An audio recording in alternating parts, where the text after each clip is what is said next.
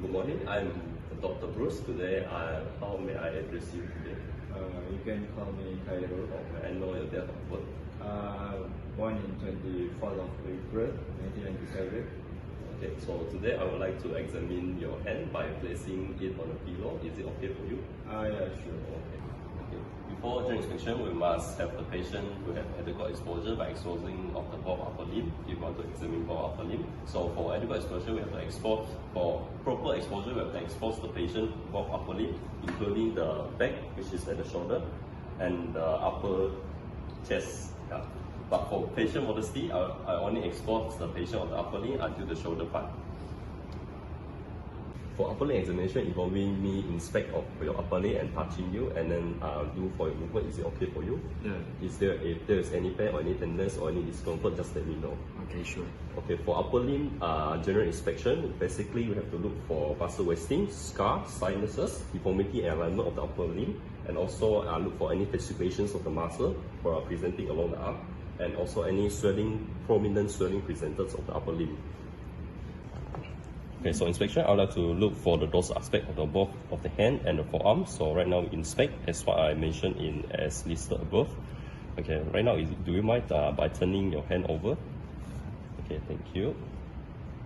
So right now we can inspect for both the thenar and hypothenar muscle wasting for both the hand and look for any asymmetrical finding that can find for both hands.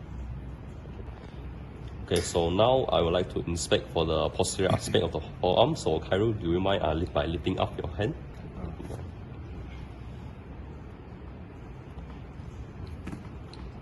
So now I would like to check for the temperature and look for any tenderness in your hand. If there's currently, does you have any pain or tendon in your hand? No. Okay, so if there's any pain, just let me know. Alright, sure. So do you mind if you turn your hand over?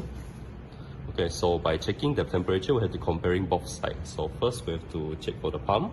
So it's like this, by comparing both sides to see of any difference in between the muscle and the joint. Okay.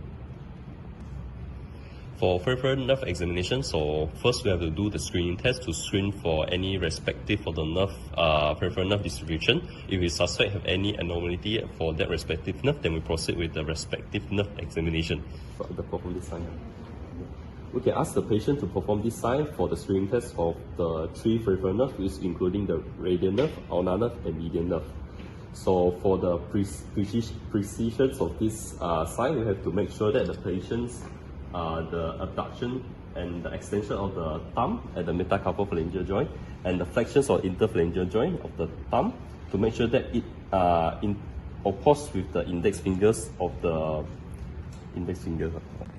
Okay, for radial examination consists of 5 motor tests and 1 sensory test. So right now we would like to perform the finger extension, thumb extension or finger extension. Okay. For thumb extension, is controlled by the muscle which is extensor pollicis longus.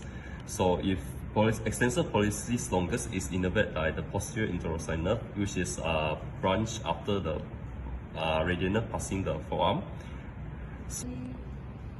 So okay, for thumb extension, first we have to ask the patient to understand what is thumb extension. So thumb extension basically is the extension of the thumb, which is across the same plane with the palmar. So we have to ask the patient to resist our force. So basically we ask the patient to hold in that position and we apply a force to make sure that there's integrity in the posterior interossei nerve, which innervates the extensor pollicis longus.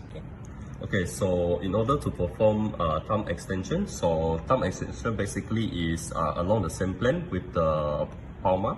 So the thumb extension is basically like this, thumb extension. So thumb flexion is like this. So next, after checking the thumb extension, the next step we have to do is by checking the finger extension. So finger extension basically is controlled by the extensor digitorum. So after we performing the finger extension, we have to perform, the next step is to perform the finger extension, which is controlled by the external digitorum and the external digiti minimi. For external digitorum is control the index finger, middle finger and ring finger for the extension action. And for the extensor digiti minimi, is basically control the little finger according to the name digiti minimi, which is our little finger. So we have to explain to patient what is the correct way for the finger extension. So finger extension basically is the extension of the metacarpophalangeal joint. So we have to ask the patient to extend the finger at the metacarpophalangeal joint. The reason we're holding the palm here is to make sure that only this joint is being used.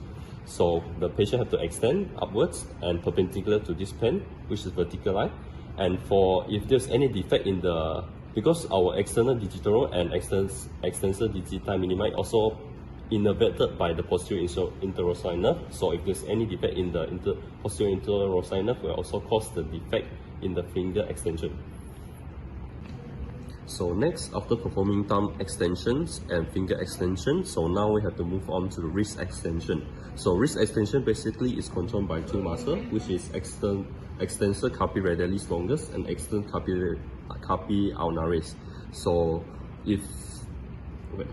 So after performing thumb extension and finger extension, right now we have to move on to wrist, which is have to perform wrist extension. So wrist extension basically is controlled by the extensor carpi radialis longus and extensor carpi ulnaris. So extensor carpi radialis longus is innervated by the main branch of radial nerve, while for the extensor carpi radialis ulnaris is innervated the posterior interosseous nerve. So okay, so we have to understand what is wrist extension. So basically, wrist extension is the extension of the wrist joint. So it's like this. Okay, so this one is the extensor of the wrist joint, as you can see here. So we have to ask the patient to resist our force also at the same time. So upon the wrist extension, so we have to exert and force here, for example like this. Okay, upon having the patient to have wrist extension, so right now we have to test for the power. So the correct way of doing this is like interlock with the patient wrist joint to access for the power. Okay, so we have finishing performing the wrist extension. So right now we have to move to the test for the functions of brachial radialis. The function of brachial radialis is to flex the elbow in the mid-pronated position, which is as shown like this. Okay, so this one is the mid-prone position. If we do like this, is pronation. This one is supination. So mid-prone position is like this, like hammering action. So this is the function of brachial radialis. So brachial radialis is innervated by main branch of radial nerve. So if there's any defect in the main branch of radial nerve, there will be the patient was unable to perform the mid-prone flex positions of the elbow. Okay, so we have to ask the patient flex in the mid-prone position. So Khairul, can you do it?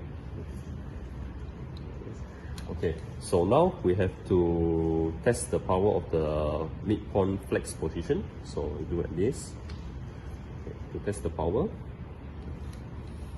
So right now the test for the elbow extension. So basically elbow extension is controlled by the muscle which is known as tricep, which is located at the posterior part of the arm. So tricep is innervated by main branch of radial nerve. So if there are any defect, the patient won't be able to perform elbow extension. So we have to understand what is elbow extension. So elbow extension is the extension of elbow joint. Okay, so we have to make sure that the patient is relaxed, and by asking the patient to extend only the elbow. Okay. So this one is extent of the elbow. So if the patient was unable to extend, means that there's a defect in the radial branch, main branch of the radial nerve. Okay, so after performing the motor examination, which is thumb extension, finger extension, wrist extensions, and elbow extension, and also the flexions of the mid-prone position. So right now we have to move on to sensory examination. Okay, so radial nerve has a branch which is known as superficial branch of radial nerve, which is supply the radial border of the 3½ of the finger, which is up to the interphalangeal joint. Here, as you can see, this one, the area here, up to the interphalangeal joint. If the patient have along the course of the superficial branch of radial nerve, if there's any defect, then the patient will have a loss of sensation at this area. So basically, we have to test for the area at the anatomical stuff box. For sensory testing of radial nerve, so basically we test on the anatomical stuff box, which is innervated by the superficial branch of radial nerve. So for testing of before testing sensory, we have to ask the patient to close the eye, and we have the first attempt by by touching the cotton wool at the sternal angle first to make sure that the patient understands what is the feeling of the sensory testing. Okay, to performing the sensory testing, we have to make sure that the patient understands what is it. For example, we can ask the patient if the patient was able to feel the sensation like touch of the cotton wool, then he can say yes.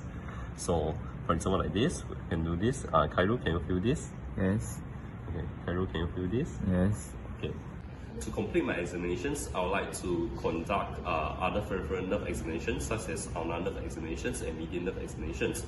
And I would also like to perform full neurovascular examinations of the upper limbs and also to check for the elbow joint.